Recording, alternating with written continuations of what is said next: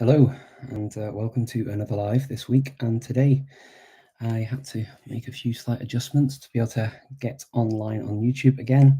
Unfortunately, it's not playing ball the last couple of weeks, and I'm not sure why, but there you go. Hopefully, it will improve in the future. And I hope it didn't cause too much of an issue with me getting online and for you joining me.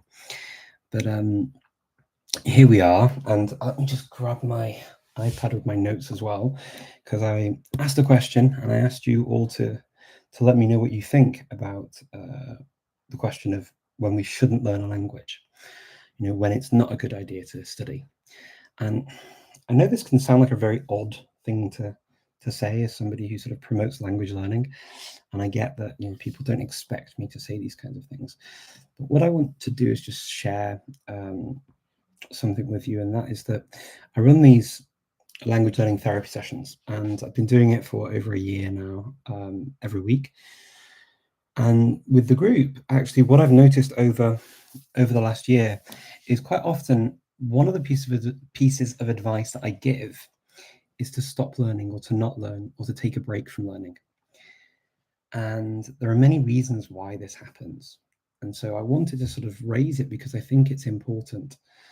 And I think it deserves to be talked about because, as many of you know, one of the things I think is an issue with language learning generally is that we see a lot of people online learning languages, doing things, succeeding, seeing how we imagine they're succeeding, they're doing things. And actually, a lot of this is what we imagine, what we perceive, and it's not the reality of what's actually going on. We just think that people are constantly studying, people are constantly working hard, people are constantly,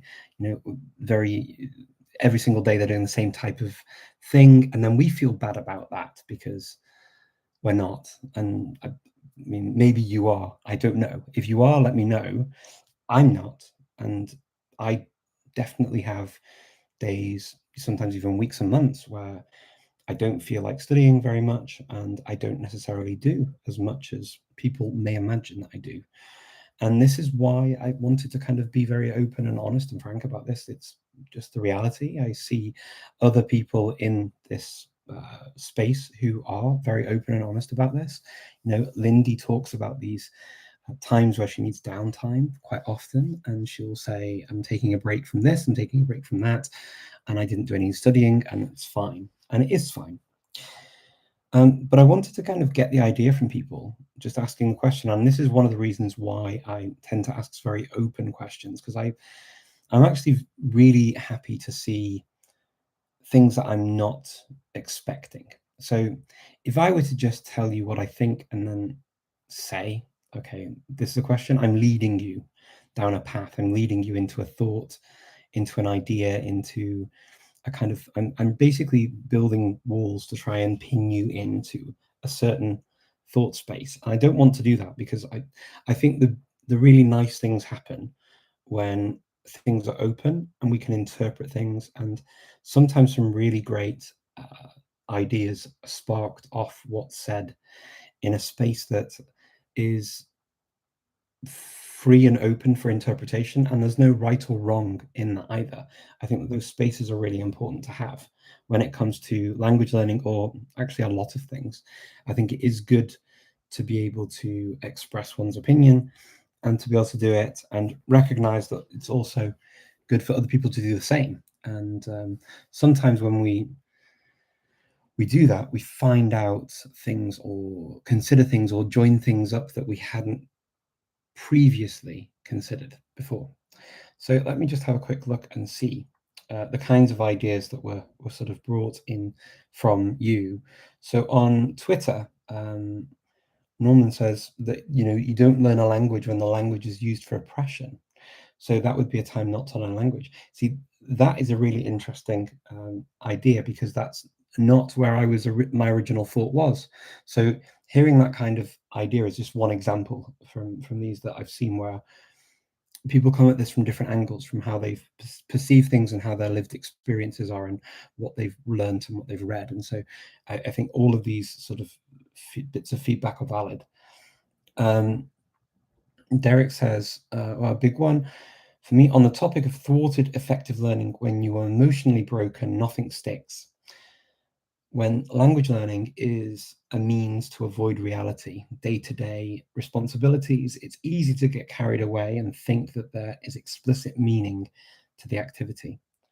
That's really, yeah, I mean, that's kind of definitely in line with the sort of things that we get into with the language learning therapy sessions that I hold.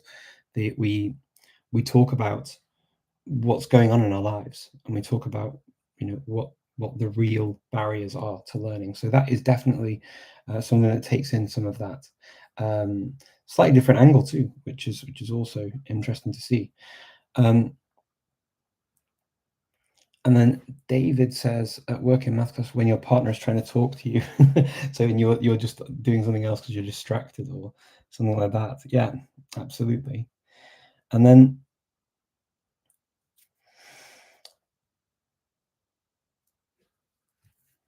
when the why isn't there, so important and commonly neglected. Absolutely. Some of the more basic questions about language learning are ones that whenever I raise them, I get the impression from people who listen to me that I'm boring and I'm boring them. And I possibly am. And I can almost guarantee that 9 times out of 10, that those topics are things that will come up for those people that feel like, oh, this is really obvious. This is like, of course I know I want to learn language. But the thing is that all of these things play into how that actually works in reality. And that's the thing. When under stress, as it may worsen the situation, demotivating as a result. Yeah. So motivation, again, it's one of those things that some people go, oh, not the motivation thing again. I get it, right? I get, it's kind of idea of it almost feels overdone, overcooked. This whole idea of talking about motivation, talking about these sort of soft things that feel like that they might not make sense to you. And I understand how that can be. I think possibly what needs to happen is just a sort of to try and explain things in so many different ways that there's going to be a thing where it just gels and makes sense to you. And I think because we come from very different backgrounds and different traditions and different ways of talking about certain things, sometimes it's really important to find some metaphors, some ways of explaining and expressing the issues around language learning that just make sense to individuals. And this is why individuals is the thing, and it's the mass market is one thing, but the individual is really the key thing, because it's the individual that learns the language, not the mass, right? It's not a big group of people. We're not sort of sheep in a field that just run in the same direction all the time. We kind of do to a degree, but we don't all get the same thing out of it. We don't all get the same nourishment, right? Imagine if you imagine sheep in a field, for example, running around, and they just stay together, but they have to stay together. There's not so much room for them to get the same quality of grass. So some of them might get really, really good quality grass and they may eat it and they may feel satiated, satisfied. And then other ones won't. They may end up just mostly on rocks or patches of yellow or dead grass that doesn't really nourish them so much. And so they may get weaker. Some of them may fight for the greener grass, but others may not. They may just almost sort of go along with with the herd. And this is what we possibly can do as humans too. If we don't get the nourishment from what everyone's saying works for them, well, where do we go with that? What do we do? How do we feel? How do you feel? For example, if you follow 10, 20, 30, 40, 50 or more people on YouTube, Instagram, Twitter, TikTok, whatever, and they're all amazingly successful with their language learning, right?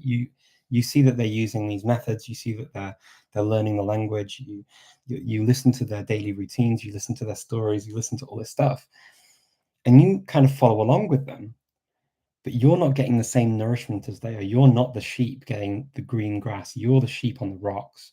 And you feel that because you're not learning the language in the same way. And then you kind of, well, everyone else is, everyone else in the pack is, everyone else in the herd is learning language. Why aren't I? And this honestly is a very common thing, and I get this too still after many years of learning languages. Sometimes I just don't get the nourishment from the resources that I'm using or the methods I'm using, and I have to change it. And that's because language learning is super individual, and we need to, recognize that we are not always the same individual at every single point in our lives, and with every language we learn and with everything that we do. Sometimes our needs, our motivations, our desires, our um, our life generally changes. So what we have to do, what we're doing, where we are, all of these things can change, right? So this is where the sort of the individualized, therapy sessions that I run, we talk about that, and that there isn't a right or a wrong necessarily, but what there is a different. And I know how it can sound. Coming from the UK, I was raised on this, oh, like rainbows and butterflies, everyone's happy, we're all different, we're all amazing, we're all beautiful. I'm not going down that path. The thing is that we actually are all quite different and unique because we have unique situations. It's not that I'm saying that you're all amazing and special. Of course you are, but that's not the point. The point is not to sort of is to sort of sort of sell rubbish to you. I'm not in any way. The reality is that you are not the same as your neighbor, and your neighbor isn't the same as your family members. And the reason you're not the same is because you all have different things going on, and you have different things that motivate you, and you have different things. So if you imagine, right, and I'm going to go through some more of the comments in a second, but I just want to give you an idea. Okay, so people ask me very often, very common question: what shall I use to learn a language? And they'll ask me for book recommendations. So a book is written for everyone, right? It's written for a general audience, for everyone. And there's nothing wrong with those books. There's nothing wrong with them. They're fine. Pretty much all of the books that I've seen pretty much are fine for the general language learning books. Why are some better than others for some people? Because they appeal to those people individually. And so when somebody publishes anything, when you create a course, when you write a book, when you give lessons, right? For some people, they will work, but it's actually the minority that will go through and do everything to get to the level of language that the book or the course says that you'll get to. Why does that happen in that way? Well, because first of all, we live in a world where people need to live and make money. Even I need to make money and live, right? I need to live. Um, and there's nothing inherently wrong with wanting to do that. It's a natural thing. We all need to have resources to survive. It's just the way the world works. But in order to do that in terms of language learning and books and selling courses, you have to be able to appeal to the masses. And to appeal to the masses, you have to write a book that will work, and you may believe very much in the methodology, but it has to appeal to the widest of audiences. Now, if 100 people buy a book, okay, I am not 100% on the statistics, but I'm gonna sort of bet and say that maybe 90 of those people may not use that book. Maybe even more might not use that book. Some of those 90 may get through chapters 1, 2, 3, 4, maybe even 5. They may do, but most of them won't. That book will just become another thing they put on the shelf, and they may flick through it and learn a few words from the beginning and stuff. That's about it. Okay. And when people sell books, they know that's what happens, because there's something about the buying of the book that makes you feel good, right? You feel you've gone to a bookshop, you bought a book, you feel good because you bought a book, and it feels great. You're going to go home and you've got great intentions. So actually, the dopamine hit has already happened when you bought the book. So actually sitting down then when you've got the book and reading it and going through the courses and all of the things and actually following it, it's not necessarily going to happen. The 10 people that do go through the course, not all of them are going to follow the course as it's designed to be used. And I would probably say 1 in those 10 are actually going to use the course completely all the way through, and actually be successful with what the course intended to be. That's like 1 in 100. And I'm being generous actually with the statistics. I don't know the statistics, but it would surprise me if the statistics were actually wrong in that I was under describing what goes on here. I would guess that actually that fewer people are successful in doing the course. But why does that happen? Well, it happens because we follow the herd. We follow the rest of the people that do this and promote it and use it, and maybe even use it just for, I mean, I could be guilty of this myself, where I will use a course book, I'll show that I'm using it, people might be interested in buying it because I've been using it for a bit, but what they don't do is they don't follow my entire journey. They don't find out whether or not I carried on straight all the way to the end. They don't know how successful I was with it. They don't know if I feel that I maybe didn't give it a proper give it a proper try, use it properly. I could actually have those feelings myself of guilt, of feeling that I've not done a good job with it, feeling slightly useless in terms of like what I've achieved or not achieved, as the case may be. And so this is why I think it's very important to look at the individual, because if we just fixate on the herd and the group and we try to emulate what we imagine is success and what we imagine is the path to success, what we end up doing is feeling terrible. We take on the guilt, we take on this feeling of I'm failing, I'm not doing well, aren't I terrible? And you just keep hitting yourself constantly over the head with the words of I'm failing, I'm doing badly, I'm not doing well, I'm doing badly, I'm doing badly, all that stuff, right? I want to go back slightly to some more of the things that were raised about the comments on why we shouldn't learn language. And then I want to give you some thoughts as to why I think sometimes we shouldn't learn languages. So Antonio says, when we do it only as an obligation. Yeah, that's a really interesting part I'd like to come back to actually at the end as well. And I think we constantly learn either actively or passively because every day we interact with languages. Thank you, Sri, for that one. Antonio said, when motivation is only, when the only motivation is money, from Antonio as well. Okay. I've got, I want to see if there's any more here that are to do with this. There's one that wasn't to do with this question, but I want to stick to this at the moment. When reevaluating our priorities becomes in itself a priority. Yeah. Okay. That's absolutely on the nail in terms of what I think. So some of the reasons why in our group we don't study languages, right? Or I would say to people, don't study languages. When we study languages, particularly as adults, what we tend to do is use the mentality that we've learned from school and work and possibly other things that we do in life of we go from this level to this level to this level to this level to this level to this level to this level to this level, and we're always constantly building on ourselves, right? This is what we see, and this is what we think life should be like very often.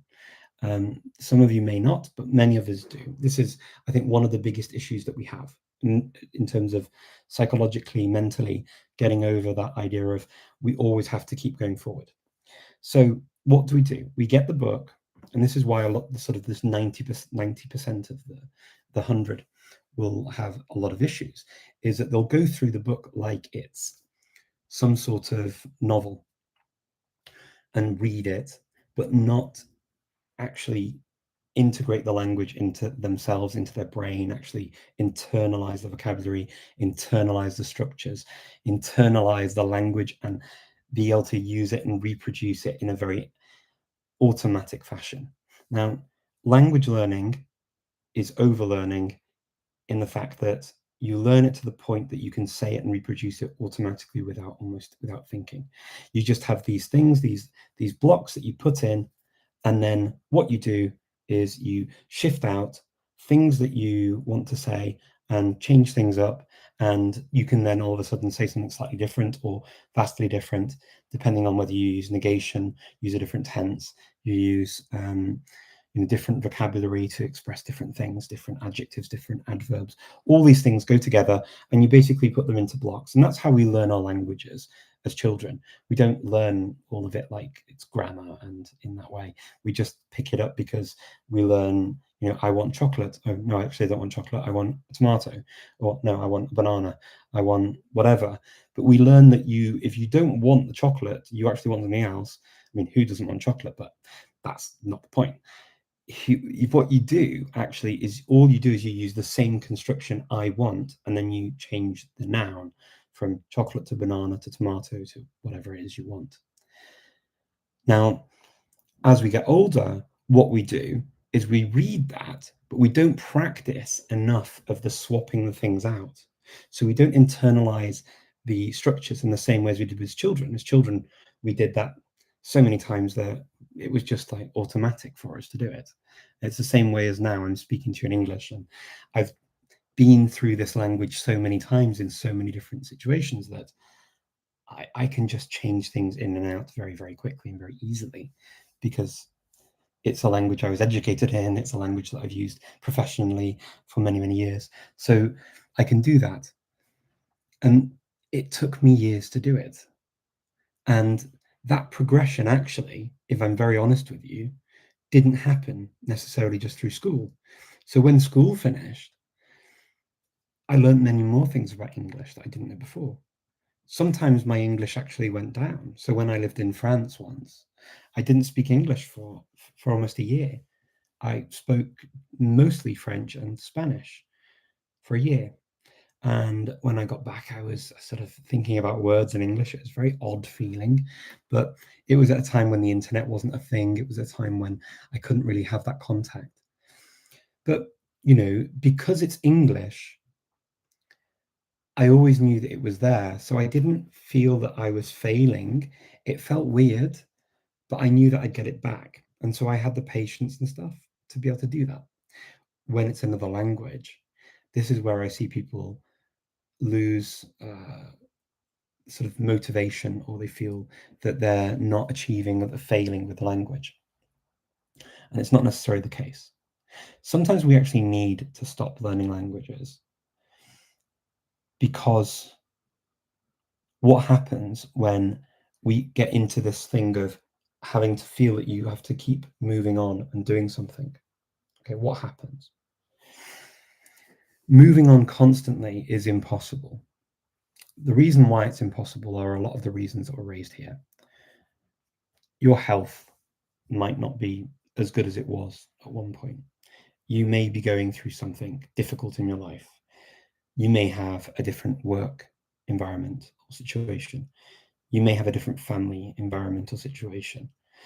You may just be doing a lot of other stuff, whether it's the training, studies, and things like that. You may just feel a need to consume things that are easy and pleasurable for you. Now, that can be whatever you want it to be. It could be that you love manga. It could be that you love, true crime. It could be that you love listening to certain types of music. It could be that you actually want to draw more, or you want to dance more, or you want to do something else. Now, what happens when you start doing that is that you change the dynamics of your life. Okay, so imagine you're wanting to cook a big meal on a Sunday. And typically, as a Brit, this is what we did on a Sunday. My mum would cook different types of vegetables, and there'd normally be roast meat in the oven as well. And she'd cook all of these different things. Now, when you cook on a gas stove, what you don't do is put everything on the stove all at once and the meat in the oven at the same time and turn it up full. You don't do that. Why don't we do it? Because if you do, you will have an awful dinner. And you'll have an awful dinner because some things will be burned, some things will be overcooked, some things will be undercooked potentially, but it won't turn out and be a nice dinner. Instead, what we do is we know that if you're cooking turnips, they're going to need more time than the potatoes. The carrots also may need more time than potatoes, depending on how big the potatoes are. The meat, depending on how heavy it is and what kind of meat it is, it may need more or less time in the oven. The sprouts and the peas and the whatever else you want to cook will take different varying times. And also the temperature on which you put the stove is going to be different for each one. Now, if you imagine language learning kind of like that if you have your language learning as a pot on the stove, if you do it on full heat, right, so really intensive learning, what will happen is that you don't have the ability, the time, the energy from the gas. Imagine the gas has to go to all of these different pots. You may not have the ability to cook everything at the same time, at the same pace. And if you do, you may ruin it.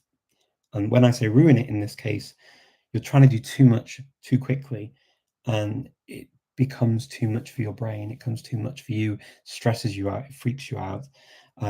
Of some things you start to drop the ball on some of the other things that you're doing in life.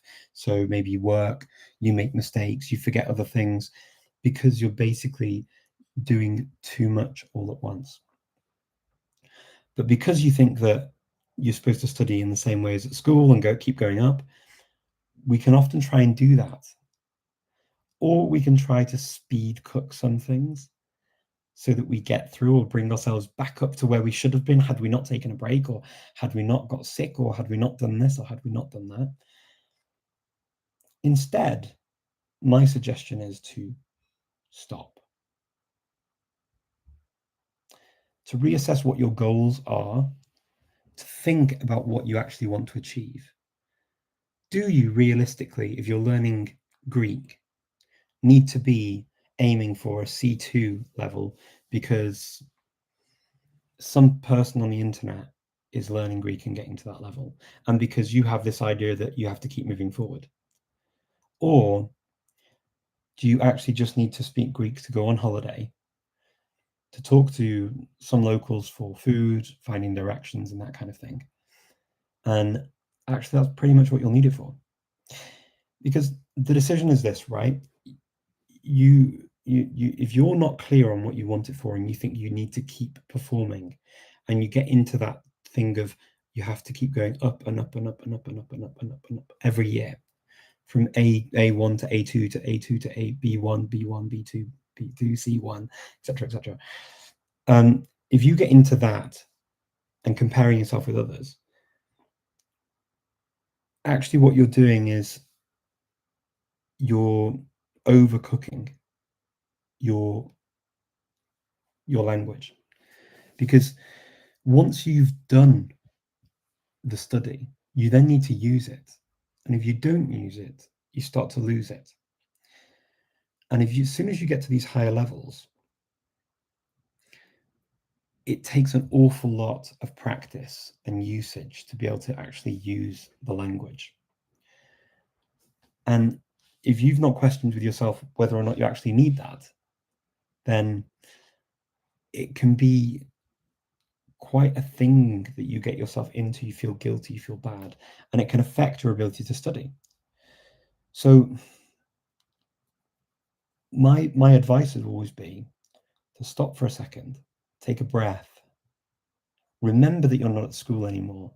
Remember that you're not necessarily doing this because your life depends on it, or you're doing it because you need to get a job or do a presentation. I mean, I'll get back to that in a minute, because there is a slightly different thing that I'll say about that was sort of hinted at in the comments.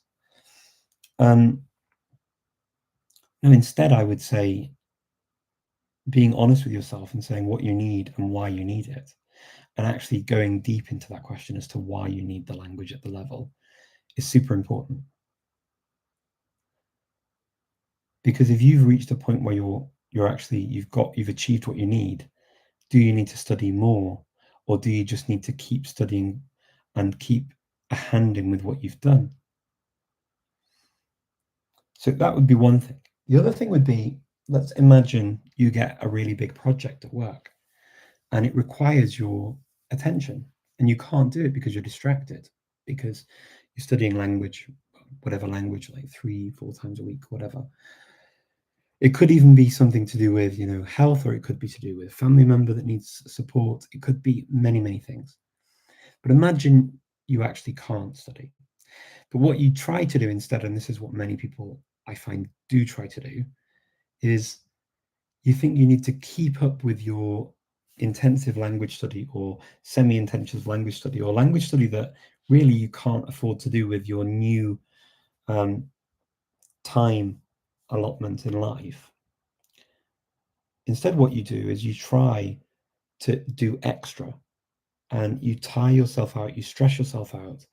And instead of being successful in the language learning, if we go back to the stove with all of the pots on, you're basically trying to turn all of the knobs up at the same time and not really getting anything right. And you feel that as well. So when you're in that kind of situation, my suggestion is feel that you can take a break to focus on what's necessary at that time. The language isn't going anywhere. There are ways and means of tackling getting back into your language study after that has been done with. What really changes if you give yourself a week, 2 weeks, a month, or even 2 months off study? What changes? Well, you'll forget a bit of the language. You have to be able to accept that that's going to happen. But what it does do is it allows you to get through whatever it is you're doing in a safe or safer and more healthy way, because it gives you the space you need to deal with what you need to deal with at that time. And I would hope guilt-free, because the guilt always adds the stress. And I have done this myself. I've given up studying for up to 3 months or more, actually. I gave up studying languages for 2 years at one point. And I did that because I wanted to devote my time to my daughter. But I agreed that with myself and felt guilt-free about doing it. And this is why I sort of say, I know it kind of sounds a bit weird to somebody who talks about language learning and how we should do it to say this, but it's true, right? Without our health, without our mental health and our physical health, and without having the right balances for us in our lives, we're all going to have our burdens and our issues that we have to deal with, and we need to balance, right? So some of us more than others, but if we can't find that normal balance that we need to function, and we just keep adding on pressure because we see other people around us doing this, and we perceive that they're just continually studying and getting better and better and better, who are we in competition with?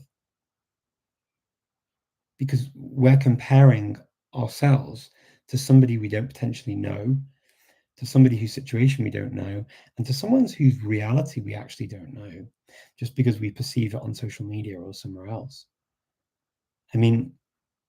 We don't really know how much these people are studying or doing, or how well they speak the languages. It may be great, they may be amazing, but also, are we going into a competition with this person that we then need to win? Do we get a medal? Do we get money? Do we get what do we get? Nothing. But it does impact on your life. And when it impacts on your life, it impacts longer term on your ability to study the language. So I would much prefer, if somebody has that kind of issue, that they agree with themselves that they're going to take a break of a month, 2 months, or even 3 months, or even like I did 2 years, to focus on what's important at the time, so that when we go back to language learning, we go back feeling confident, feeling comfortable, feeling we're in the right place to study. So I hope that by knowing what the dials are on the kitchen hob where you're cooking your food, okay, at the moment, I need to put the potatoes on to cook. So the peas don't need to be boiling yet, or the turnips need to be on now before the potatoes, or the meat needs to cook slowly. And if you imagine, when it comes to language learning, as I said, language learning is overlearning. It's learning to the point that it becomes automatic. Language learning is a slow process. We can potentially do an intensive session of study, and I've done it in my life, but there needs to be a real set of situations and circumstances surrounding that kind of thing. It's not the norm. Just because I went to Germany and I did intensive German study does not mean that I do that and can do that with every single language and keep it. That's the important thing, right? And keep it. Because when I've done that with German, it's because straight after I went and studied German, I worked in German, I used it constantly. I was watching TV and I was constantly surrounded for years. And so it stayed. But take me in Cornish. I've been studying it now this is my 3rd year. I'm about to take my 3rd exam, and I'm still not confident using the past tense properly. Sounds ridiculous, right? But I'm not. I'm not confident using the past tense properly. I can use the simple past tense, but I don't feel confident using the full past tenses in Cornish properly after 2.5 years. I struggle on words. I get things wrong constantly. But you know what? It's actually not a problem. It's fine. It's really fine. Because I know I'll get there in the end. I'm on the slow burn. I'm playing the long game when it comes to my language learning for Cornish. Because I want it to be there. I want it to be meaningful. And I don't have the option to just constantly be in touch with everyone doing Cornish constantly. I can't go to Cornwall and just speak Cornish all the time.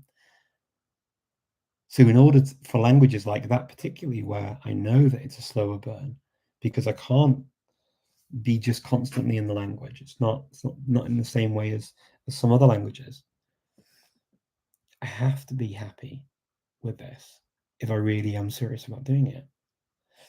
And so, yeah, motivation is important, and knowing why you're doing it is important.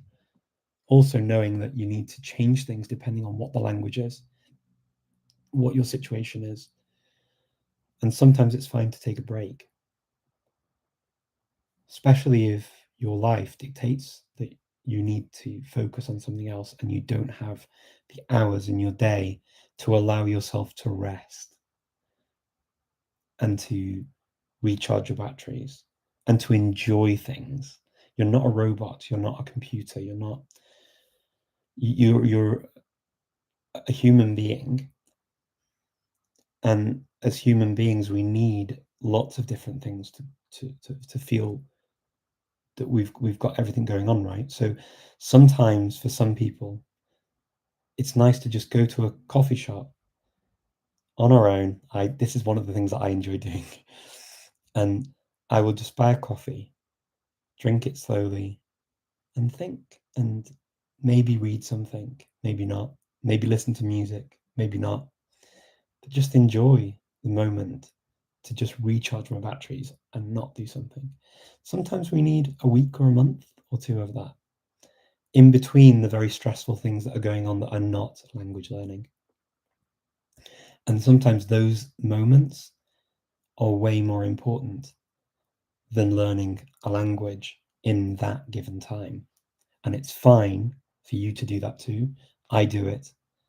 And I'm pretty sure most other people do it too. They just don't tell you.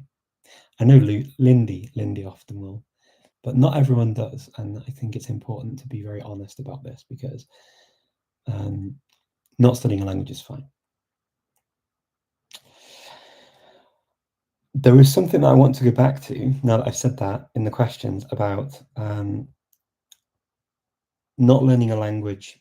A reason to not learn a language is because the motivation is money, financial, or you don't have motivation, you feel an obligation. That is a really interesting thing, because generally speaking, yes, I agree. But this is a big but. if we're in a privileged position enough to be able to say that. What do I mean by that? Okay, so as many of you know, I'm based in the Balkans, and many people in the Balkans learn German. And in fact, they're crying out for German teachers in the Balkans generally, because a lot have left. People that speak German go to Germany and Austria and Switzerland, and they find jobs and they work using their German. And so people are desperate to learn because they want to get jobs, they want to get work to go and live and earn more money, because they maybe can't get a job in their profession, or they want to be able to earn more money, better money, so that they can support their family more adequately. There are many reasons, and they're not learning German necessarily because of a love of the language or anything like that. That is definitely a motivation of work and an obligation, in that they have to get a visa. So they have to show that they've got a certain level of the language to be able to work, or to be able to translate their documents, their qualifications into German. They have to have sometimes a B2 or a C1 level in the language to be able to do that. So sometimes those things do motivate people. And I've met people like that are motivated and it works for them. But they really treat this as the job that they have to do to get the promotion. And I think this is a slightly different language learning than many of you that watch me come to talk about. Many of the people I think in our community are not in that situation. Some of you may be. And if you are, then you're very, very welcome. And you're welcome to ask questions too. But I think that many of us are not. And I think because I do see that on a daily basis, this is part of my reality. I this is a kind of a thing that I see and I'm very conscious of. So I know that people sometimes have to learn languages because they're obliged to, because of financial reasons. So yeah, sometimes things are different, right? And this can be one of the stresses. But those people who are doing the German, for example, for that reason, they may have given up something else that they really enjoy doing or learning. Maybe a sport. It may be studying something else. It may be some other hobby that they have. And whereas we are talking about turning down the languages or turning off the languages for a period of time, these people are turning off or turning down the amount of attention or time that they can give to the things that they really love because they're learning German. That's also the other side of the coin, which I know that as we're on this call, on this live now talking about language learning, we don't think about the other way, right? But it actually does happen the other way around as well, that people have to learn language for these reasons and give up other things that they absolutely love doing. So, wow, I talked for a long time. I apologize, but I hope that you found it useful. And the idea of learning a language, an oppressive language, for example, that was another thing that came up. And I don't know, I think that possibly I'm going to incorporate that into another conversation I'd like to have. There was a discussion that I saw on Twitter today that was raised, and I think it's actually another live topic that I'd like to talk about, and that is something maybe for next week or the week after. Qual foi a primeira língua que você aprendeu? Francês, depois de inglês, sim, francês. Salut, hello. What's your favorite language? German is my favorite language. I love German. Hi, Richard. Thank you for your videos and streams. Have a nice day. Thank you very much. You have a nice day too. Kevin French. What grammatical features in languages most surprised you? The languages I speak well, for me, probably getting my head around the idea of the past tense where you weren't there to witness, the mish form in Turkish. We have it in Macedonian too. I think that was probably one of the weirder things for me to get used to, but I really enjoyed it. You learned Korean. I studied it for about a year and didn't get very far. But yeah, I did study it for a year. What was your hardest word to pronounce? Okay. One in English, actually, and I still can't say it properly. Every time I try and say it, I get it wrong. So Mnemonics. I feel like I'm going to start singing that song. Mnemonics. Mnemonics. Oh my word! Like the memory techniques, right? Every time I try and say it, I get it wrong. Every time. There are a couple of words like that in English that I always trip over, and I don't know why. But yeah, that's one. There we go. Otherwise, there are sounds that I found difficult to learn to pronounce. But yeah, I mean, that's a word that I always get wrong in English, unfortunately. Break the logic. Good to see you back again. Not using a progress tracker, maybe even be the right reason why we get stuck at some point in of language path. Okay, and getting the clarity of our location where we are, language for solution. Yeah, so that can be an issue too. So what I find, and this was another thought that we had actually this week in the discussion we talked about during the language therapy sessions, was this idea of not knowing if you're or not feeling that you're making this progression that we always consider, right? And I think one of the things is if you notice a book, they will, in the teach yourself books, for example, it'll say at the end of this lesson you will be able to do, and they will go through. Now what you're supposed to do with that is at the end of the lesson go back to that, you're supposed to be able to do this, and then test yourself, can I say these things? And if you can't, then maybe you need to review and revise. And that kind of thing helps you to feel the progression. But also remember that even if you do it once, you may do it several times so that you can get there. Okay. Let me see. Learn now. Okay, let me see. Learn now la propria ritmo vere. Gravo conselho. Dankon. De dankinde. Na ĝi estas tre grava. Ĝi estas la pli grava afero por mi. Ŝajnas al mi ke ĝi estas tre grava afero. Yes. That sounds interesting. Could you please give a brief summary of your language therapy? So yeah, language learning therapy sessions basically are weekly sessions I hold, and what I do is we discuss what we've done during the week with language. So it will be, things that we found difficult, things that are going on in life, things that we need help with, things that we need to find suggestions for. Sometimes it's discussing etymology, discussing words and how we've found ways to link them. One of the things in language that we need to do is also to keep talking through what we're doing in teaching and almost describing to other people what we're doing to help the learning process. So that would be another thing that happens as well. So depending on where people are in their journey and what they're doing in the week and the month that they're in, they will come with different things and different and everything's valid.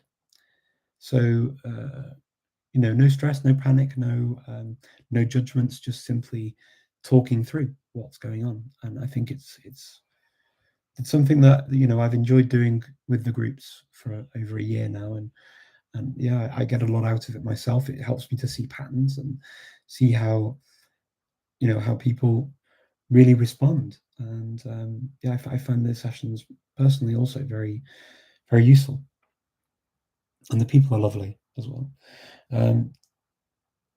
How do you find so much time to learn languages? This is exactly the thing, Adam. People imagine what I do and imagine what what kind of time I use for languages. The reality for me with languages is that languages are just part of my life. So I use them for work and for social reasons. Okay. So a number of languages are just things I do and have. Do I have a lot of time for studying lots of extra languages? I also have lots of other things that I need to balance. And so no, sometimes I have the feeling that I should be further ahead. I'll see some people in groups, for example, with Cornish, there are people who are doing a lot better than I am, and they've been studying the same amount of time as I have. Sometimes, yeah, I feel that why aren't I doing that? Well, then I have to just reassess and think, well, maybe they've got more time to do it.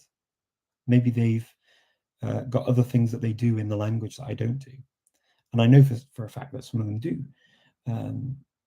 And they're doing things that I'm not doing, but I'm not doing them because I'm not doing them.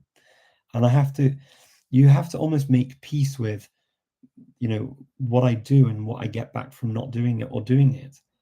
is the result. It's for every action there's an equal and opposite reaction, I guess.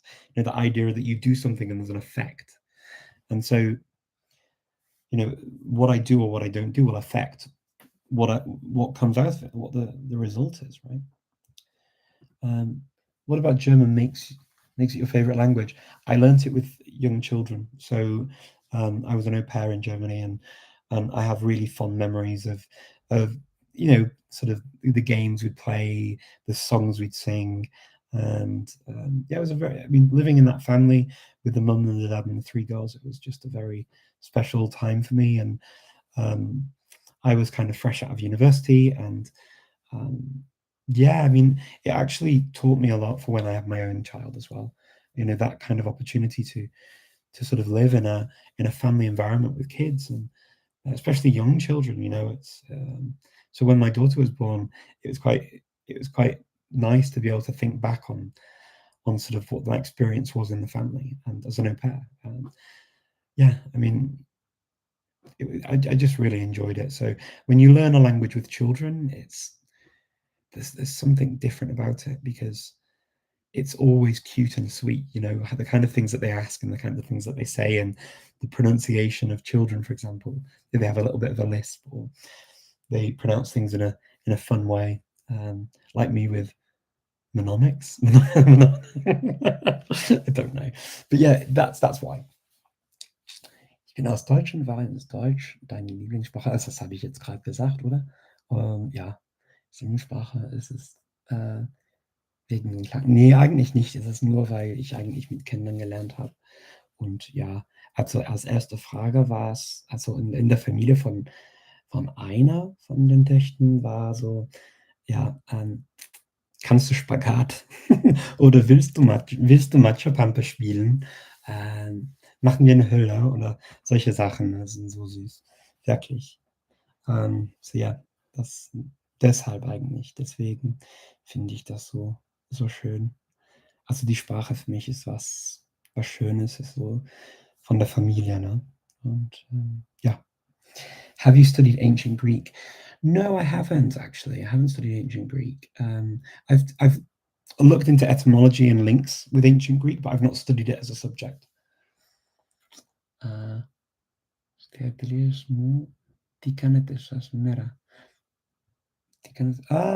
Yasu Chanel.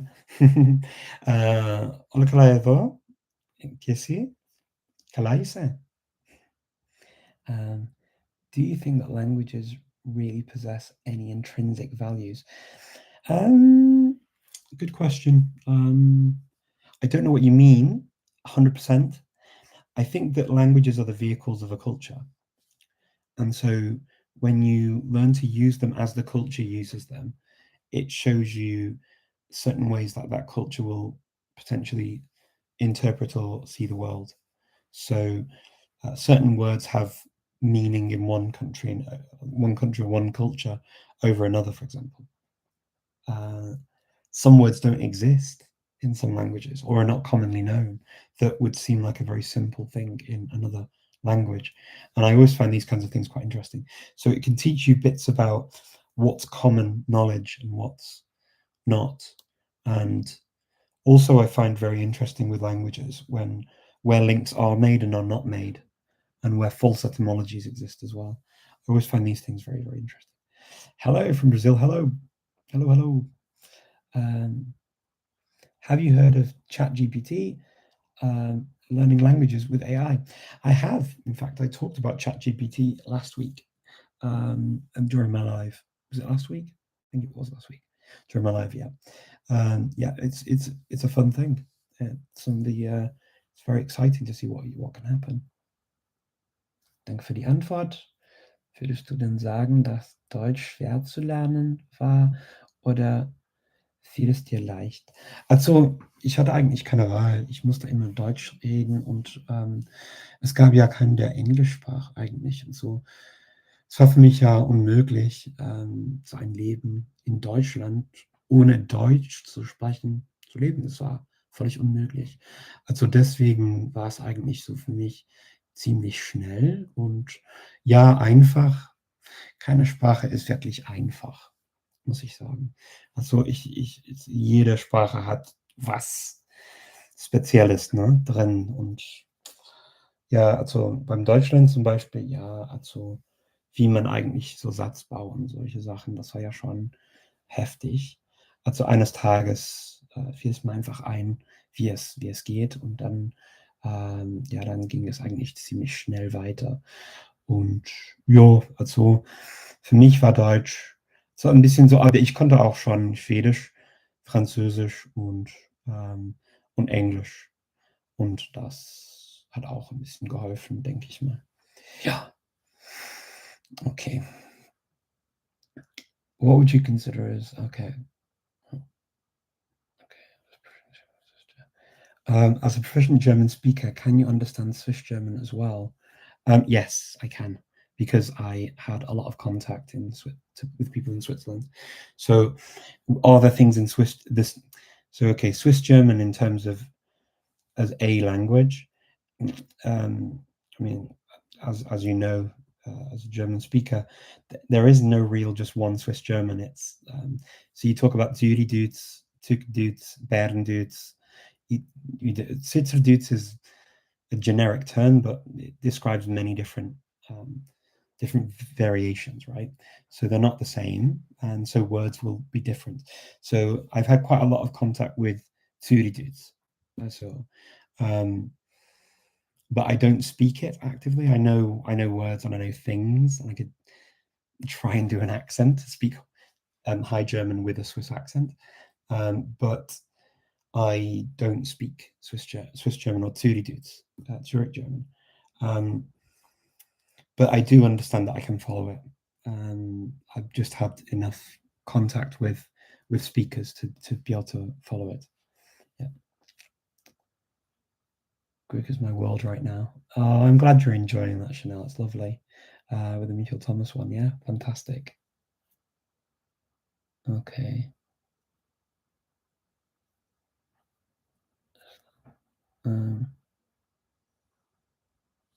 Okay, I'm just going to have a quick look on Instagram because I'm conscious that Instagram has had questions coming in too, and I've not looked at them yet. So I'm so sorry. It takes me a while to get through everything, and I know that I talked for a long time.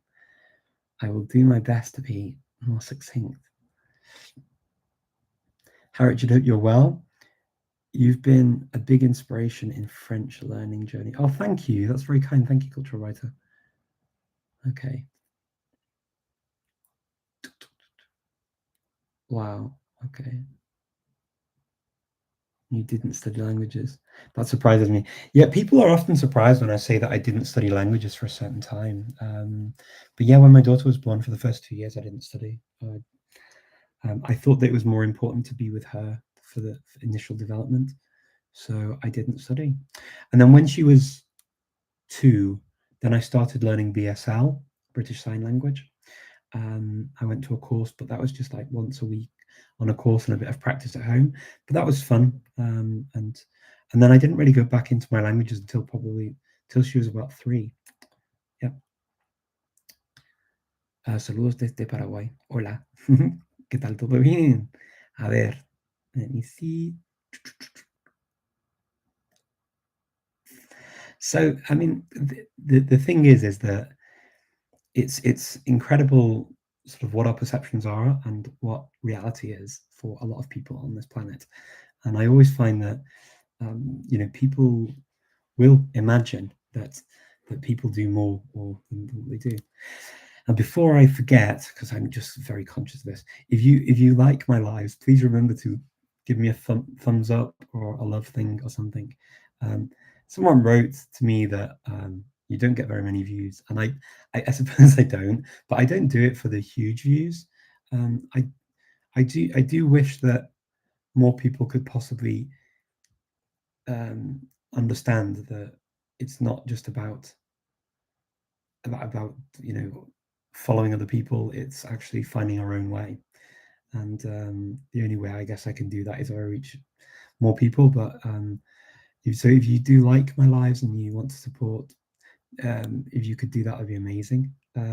If you are interested in joining one of my groups, you're always welcome to join me on Patreon and get involved.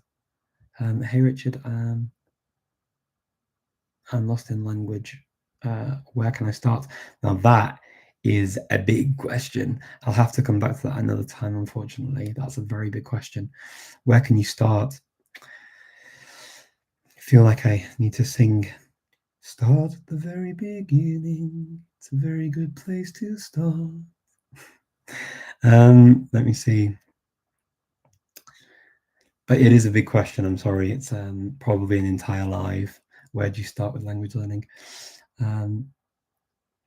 Those who don't like chocolate should be sent to Mars, the planet, like a chocolate bar. They don't belong here. Yeah, I mean, I like chocolate too. I'm a bit of a chocoholic. I've got to say, I am a bit of a chocoholic. Yeah, a bit too much. My belly is unfortunately is damning evidence of my chocolate love. Yeah. Okay, greetings from Colombia. Hello, hello. So, hello everyone. Okay, wow, fantastic. I love my word. Let me see if I got any more questions on here as well. What you said about the long game really hit home for me. I'm glad you said that. That's nice. I did this with Italian by accident. Yeah, wanted to go faster, but life happens. It does, absolutely. Now, after 10, 15 years, I feel a deep connection to the language. That absolutely is exactly what I've experienced with languages. It's the long game. Okay, I know where to go then. You build a Mars. Oh, if you go to Scotland, you can even ask for a deep fried Mars bar. Actually, surprisingly very nice. If you're able to eat that kind of stuff. Do you use visual aids for increasing front? What's this? So rely on reading glasses for small print articles. Oh, me, yeah, glasses I use for some of the text that I get on my phone. It's so small, particularly on TikTok. So what I do is I have these. These are kind of like just they're the types of reading glasses that you use to just magnify, basically a magnifying glass, and I just hold it in front of the screen to make it a little bit easier on my eyes. Otherwise, I'm like, I can't see a thing. But I try and make it a bit easier that way for myself. But no, I mean, otherwise, just my normal glasses. Kalispera φίλος μου. Είναι Craig. Γεια σου, Craig. Φίλο μου, τι κάνεις? Ευχαριστώ, μια χαρά. Τι κάνεις? Τι είναι αυτό? Oi. Long time no see. Yeah, it's been a while, hasn't it? Nice to see you. I'm gonna just see if I can go through the rest of these. I think I've got through most of them. I've got through them. Look at me. My word, I got through all of the Instagram posts. That's great. I'll go back to YouTube, just check that I haven't missed anything, and then I will let you enjoy the rest of your week. Thank you so much for joining me as well. I'm sorry, I see a comment here, and I think it might be in Arabic, but I can't read it, unfortunately. The Arabic script is so small, so much smaller than the Latin script when I put it on my when I look on here. I'm just going to see if I can make it a bit bigger, but I don't know if I can, unfortunately. There are certain scripts that when they are small, I get kind of a text blindness with them. Arabic is one, and the Hebrew script is the other. I just get this kind of text blindness, and it makes no sense to me. But I think, okay, I've made it bigger now. This is where I can put it in and make it a bit bigger. Yep, there we go. Okay.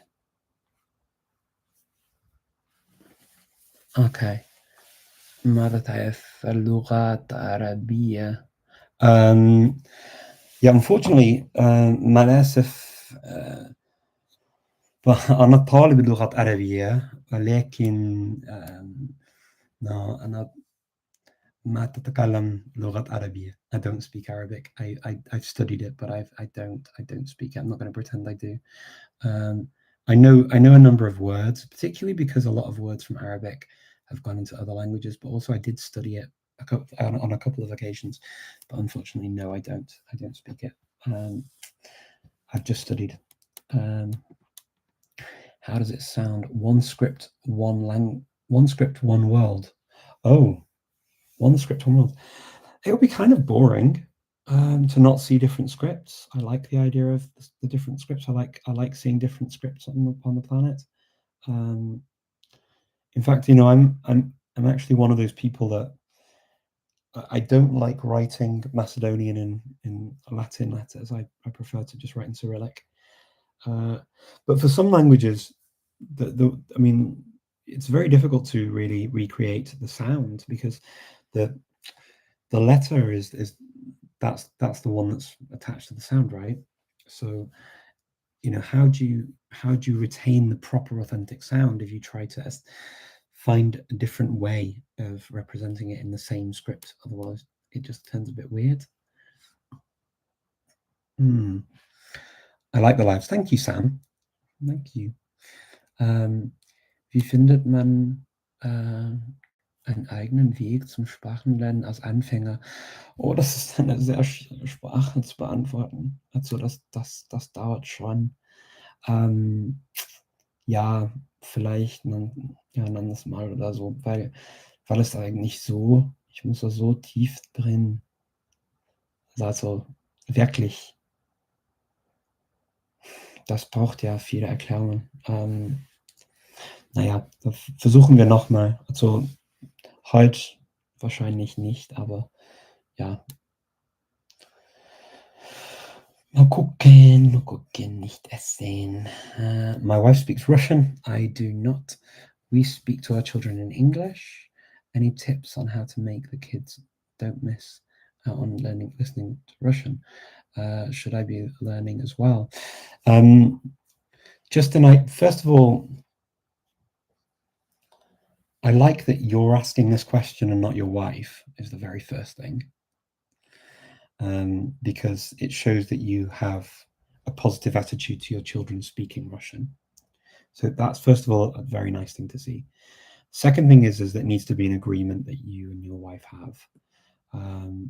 If you're living in an English-speaking country, speakers of other languages often feel a social pressure to conform and not speak their other language and to just speak English. Sadly, but it's kind of the experience that a lot of people in the UK or the US have, and possibly Canada or Australia as well. I'm not sure to what degree, but English speakers tend to put social pressure, sometimes without realizing it, but they do.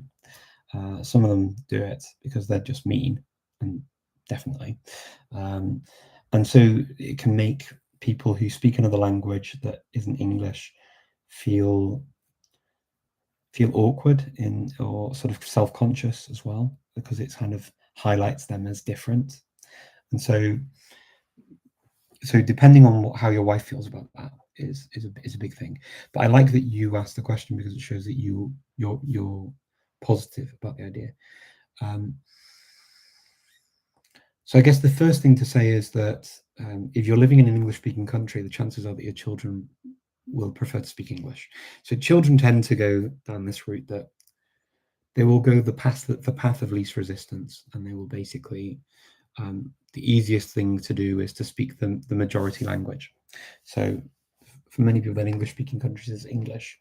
So many bilingual or families that speak just one language at home that isn't English, you'll often find that the children will start to speak English, particularly even in between siblings and different things, they'll speak English instead of the home language.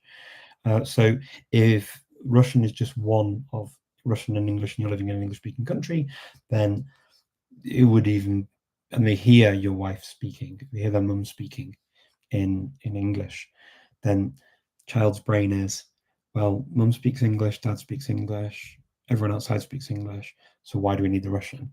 And they won't think of it as Russian, they'll think of it as just, why do I need to speak that way when I can just say it in the easier way, because they think of the easier path, right? So there's that, first of all. So when you do that, it's being conscious that you may end up with children that understand Russian, and you can encourage them to speak, and you can work on that. But it's a longer term thing. Also, possibly a question I should tackle in a bigger format, larger format, because it's quite the answer that you probably require. But short, in very, very short space of time, there's that as a sort of a precursor. And the second thing to say is that actually just 1 hour a day of interactive play with a child in the target language will teach the child the language. That's what the research shows. So, and research on that topic has been done in a number of countries, in the US with Spanish, in Finland, I believe, too, and I think in other countries as well. I want to say in the UK, but basically, yeah, if a child hears a language, but not just hearing it, interacts with somebody speaking that language for 1 hour a day, and it needs to be a structured play. It can't be kind of just random stuff each time. It's going through a process, right, of educational learning and playing that you do. Then the child will learn. And with my daughter, it took about 2 months for her to start understanding and using some of the words from German and Spanish. In our case, we did those 2 languages, and then French, English, and Macedonian were just the home languages. So yeah, there's probably a longer discussion to be had there, and it would need a look at your specific situation. And if you're interested, I can always we can always talk. Yeah, let me know. You're doing a great job. Hats off to that. Thank you. However, money exists as a barrier for so many like me to participate in the Polyglot Conference virtual. Could you possibly fix this anyway? Well, break the logic. I do actually fix that. I have fixed that, I think. So the Polyglot Conference has a free ticket option, and always has had a free ticket option. It's a donation-based event. You may be thinking about a different event if you haven't seen that. The conference during the year, if you want to sign up now, for example, to enjoy the live environment, then there is a basic donation, just because it costs me too much time and effort to be able to get people set up ad hoc throughout the year. But I mean, that is a $1 minimum to be able to do that. It's really not expensive. And it's basically what that does is just automates the system. But when it comes to actually the conference happening online, the global conference, Polyglot Conference Global, I always have an option for people to join free of charge. Absolutely. So that for me is very important. So I'm thinking that you may have seen a different event where that isn't the case. But for me, it always is, always, every year, and has been since the very start of the online version. The in-person conferences, I also try to have places for locals that are either subsidized or free as well. I will use money that I get from donations, and potentially if I have a sponsor, then I will also use that money to do things like that too, to be able to subsidize or even give free tickets to people. It's not always possible, depends on the size of the event, and it's not always possible to give to everyone, because obviously in the end I'll end up on the street myself. I wouldn't be able to afford to pay to run all these events for free. But I do my best to at least have tickets available for people free of charge for everything, even the in-person events, but absolutely for the virtual events. So yeah, I do that. And then what I do also is I release slowly, but I release all of the Polyglot Conference and language event videos on the YouTube channel as well, and they are then free of charge for anyone to watch. So yeah, I do my best to try and be as inclusive as I possibly can. It's not always easy. Some types of inclusivity can be very costly, and I don't expect other people to to want to give in the same way I do for to be as inclusive as possible. So it can be difficult to sort of get people who do things as their job to do things for free.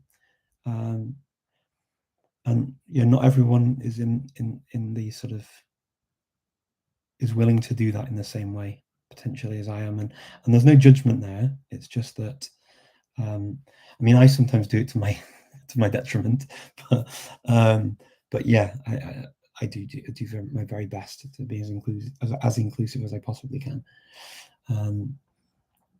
Let me see. Kids want and need to speak their peers, but not their parents. Yeah, exactly, Patrick. That's exactly right. Yeah, they want to speak to their peers. Exactly right. But if you want Russian to remain one of the family languages, you should continue to speak Russian, even if they respond in English. Absolutely. Yeah, and I forgot to say actually just then, do learn Russian because it will help, and it will be a positive thing for the kids to see. You're learning it as well.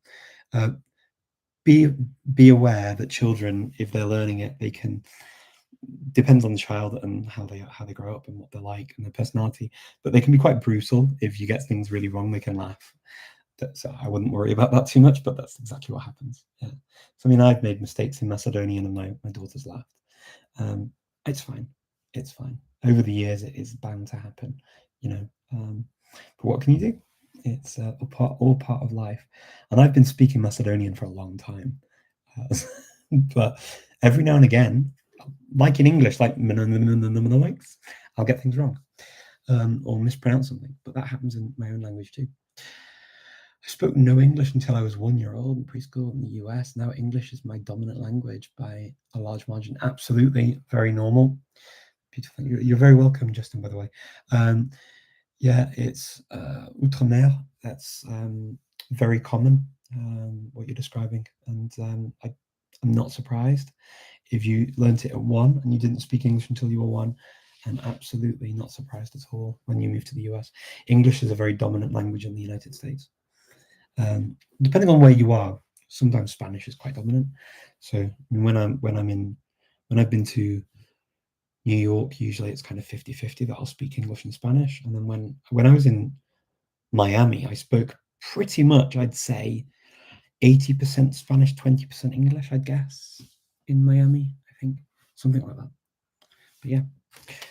Okay, I see a couple more questions just on Instagram, and then I will disappear. Salutam thuaj. Verständietje. Na це nuk përgjigjen në turqisht. Thjesht në turqisht. Nuk e dua. Nuk e di. Është me turqisht, është me mish. Ashtu. Nështë në gramatikë turqisht është ashtu me mish, është një po. Unë kam vetëm dërgjuar një farë dhe prandaj është vetëm ashtu. Në gjuhën turqisht kemi edhe mish, është në formë mish, dhe përket është nuk është si në gjuhën angleze dhe në gjuhën shqipe s'ka, por në maqedonisht kemi edhe ashtu, është në l formë në maqedonisht, dhe në gjuhën shqip s'ka. Në greqisht s'ka, dhe në bulgarisht ka. Është edhe me maqedonisht është po. Terima kasih, Richard. You're very welcome. Sama-sama. Sama-sama, Miftah. Hola, ¿cómo estás? Estoy bien, gracias. Muy bien. ¿Qué tal? ¿Todo bien? Pues mira, me voy porque son ya las 7 y algo, 7 y pico, y tengo que... 7:20. Jolín, no me lo puedo creer. Pero bueno. Right, I'm going to go because it's already 1 hour, 20 minutes I've been on, and I am always going to get told off about not talking too much. People tell me that I speak too much. But I will be back again next week, I look forward to speaking to you next week. In fact, what I may do is ask you for your questions and thoughts ahead of the live, and then we'll start to find whether or not there are topics that you particularly want me to talk about, and that will just give me a nice idea of what's useful for you. But yeah, absolutely. Let's see again. Est-ce que tu parles encore le turc? Ah, merci. Oui, je parle turc, oui. Je parle ici en Macédoine, en fait, à Skopje. J'utilise le turc. Okay, so I have a question. I'm thinking of learning Russian right now. Oh, after mastering English. I will come back to that another time, unfortunately. I'm going to have to disappear. But thank you so much, everyone. Enjoy the rest of your weekend and week, wherever you are in the world. Happy language learning. Speak to you again soon. And thank you so much for joining me. Remember to give me a like as well. I'm very bad at this, but yeah, please do. It's important for other people to discover and to hopefully find their way of learning languages too, so that they can know that it's quite normal to sometimes not study languages, as you have all found out from me today. Take care. See you soon. Bye-bye.